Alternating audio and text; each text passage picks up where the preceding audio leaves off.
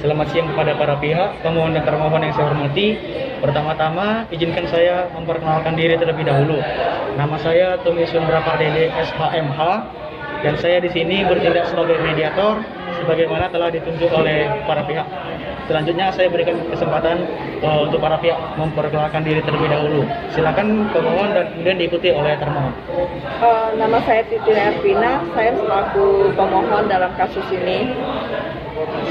Perkenalkan, nama saya Cindy Angelia. Saya selaku termohon di dalam kasus ini. Oke, kalau begitu dikarenakan pihak pemohon dan termohon bersedia untuk mengikuti proses mediasi, maka mari kita langsungkan saja. Pertama-tama saya ingin menjelaskan bahwa mediasi ini adalah penyelesaian sengketa di luar pengadilan. Ini juga diatur dalam Permen Nomor 1 Tahun 2008. Adapun saya seorang mediator berposisi sebagai pihak yang netral. Saya tidak memihak siapa-siapa dan saya juga tidak memiliki hak untuk mengambil keputusan. Nah, dalam mediasi ada prinsipnya. Yang pertama, saya sebagai mediator yang netral. Kemudian saya juga tidak memiliki hak untuk mengambil keputusan. Selanjutnya ada prinsip kerahasiaan, di mana semua perkataan dalam mediasi ini wajib untuk dirahasiakan. Dan terakhir adalah prinsip kaukus, yang artinya saya selaku mediator memiliki hak untuk mengadakan pertemuan secara terpisah untuk salah satu pihak. Untuk mempersingkat waktu, saya akan membacakan tata tertib mediasi hari ini. Yang pertama, para pihak harus berbicara secara bergantian setelah dipersilakan oleh mediator. Dan yang kedua, para pihak tidak boleh saling memotong pembicaraan. 3, para pihak tidak boleh saling menyerang baik secara kata-kata maupun secara fisik. 4, tidak boleh merokok. 5, tidak menggunakan handphone. Dan 6, tidak merekam isi pembicaraan. Kalau begitu, apakah para pihak setuju dengan kesepakatan kita mengenai mediasi hari ini? Saya setuju. Saya setuju. Oke, kalau begitu bagaimana kalau kita mulai dengan mendengarkan penjelasan dari pihak pemohon?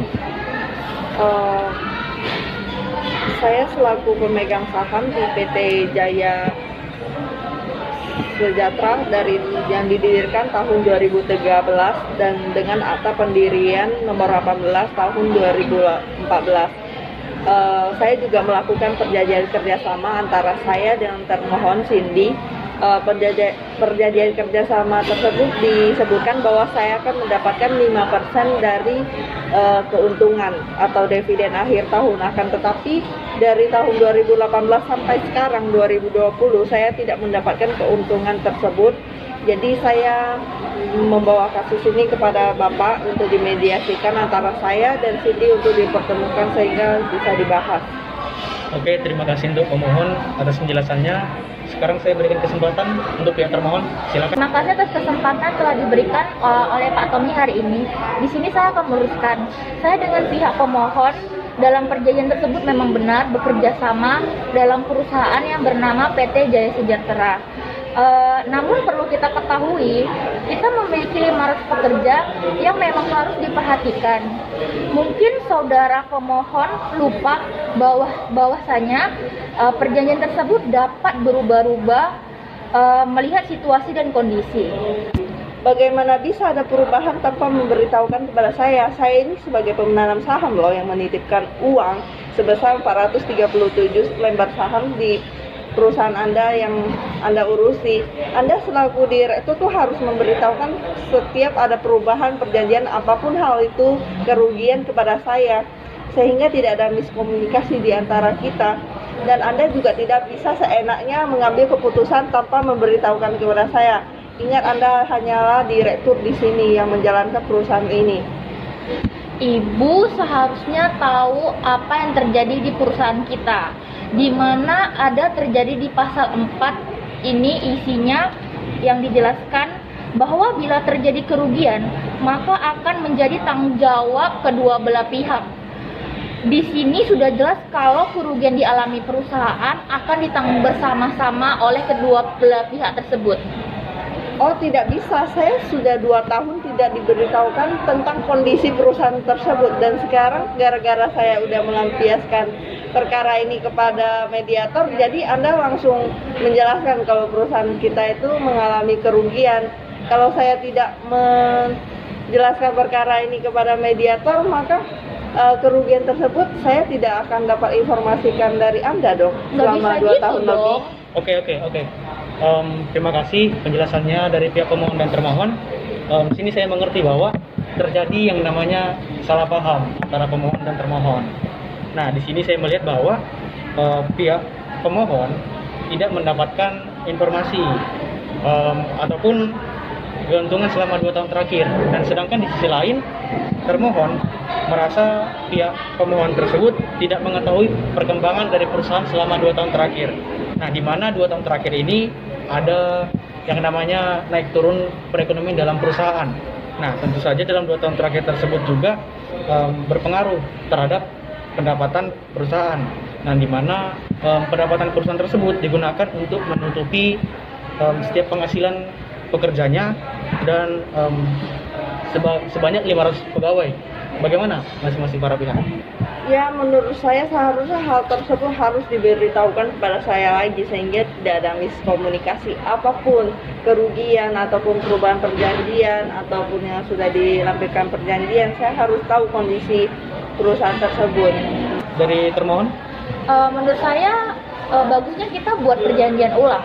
Perjanjian ulang ya. Kira-kira kalau mau buat perjanjian ulang, kapan baru bisa dibuatnya? Saya punya waktu tanggal 19 Desember ini. 19 Desember. Iya. Bagaimana? Saya bisa. Bisa. 19 Desember 2020. Oke, kalau gitu berarti sudah sepakat ya, kita akan membuat perjanjian ulang, dan dalam waktu dekat ini maka kita juga akan melangsungkan penandatanganan akta perdamaian. Bagaimana para pihak? Iya, saya setuju. Oke, kalau begitu untuk membuat perjanjian ulang kira-kira di mana ya? Jika saya bisa usul, bagaimana kalau di Grand Batam? Grand Batam. Grand Batam Mall. Gimana pemohon bisa di Grand Batam? Baiklah, saya setuju. Saya menyerahkan kepada pihak termohon. Ya, saya setuju. Jika saya usulkan jam 10 pagi, Bagaimana pemohon? Saya setuju. Oke, jam 10 pagi ya di Grand Mall Batam ya. Iya. Kalau begitu saya bisa simpulkan bahwa mediasi ini berakhir dengan damai, dengan catatan bahwa akan dilakukan perjanjian ulang antara pemohon dan termohon, dan kita juga akan menandatangani akta perdamaian sehingga bisa menyatakan bahwa mediasi ini berakhir dengan damai. Baiklah, kepada masing-masing pihak, apakah ada yang mau disampaikan lagi? saya rasa cukup. Saya rasa juga cukup. Oke, kalau begitu saya rasa mediasi hari ini cukup sampai di sini. Terima kasih kepada masing-masing pihak. Ya, terima kasih. Oke, selamat pagi pemohon dan termohon. Sesuai perjanjian kita minggu lalu, kita akan kumpul di Grand Batam untuk dengan agenda pembuatan perjanjian ulang antara pemohon dan termohon serta penandatanganan akta perdamaian. Iya. Oke, saya sudah buatkan akta perdamaiannya. Bentar ya. Oke, ini akta perdamaiannya. Silakan untuk pemohon baca dulu. Kemudian kalau sudah tidak ada yang mau ditanyakan, silakan ditanda tangan. Saya tanda tangannya di sini ya. Ya. Silakan termohon.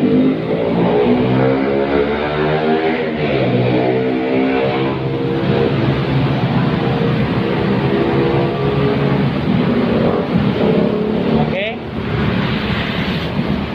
Baiklah, akta perjanjian akta perdamaiannya sudah ditandatangani. Sekarang saya akan memberikan perjanjian ulang yang akan ada tanda tangan. Nah, baik, ini perjanjian ulang para pihak. Silakan. Kalau ada yang mau ingin tanyakan, silakan ditanyakan. Kalau tidak, silakan ditanda tangan.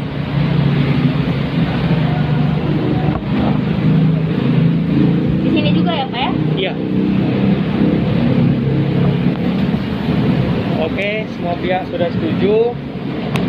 Akta perdamaian sudah ditandatangan, perjanjian ulang sudah ditandatangan.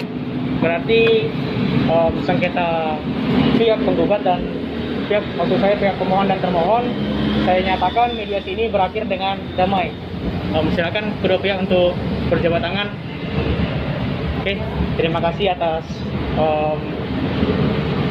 kesempatannya yang sudah diberikan kepada saya sebagai mediator.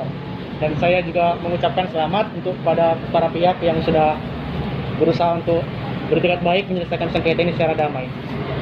Demikian mediasi kita, saya nyatakan kasus ini ditutup. Silakan boleh meninggalkan.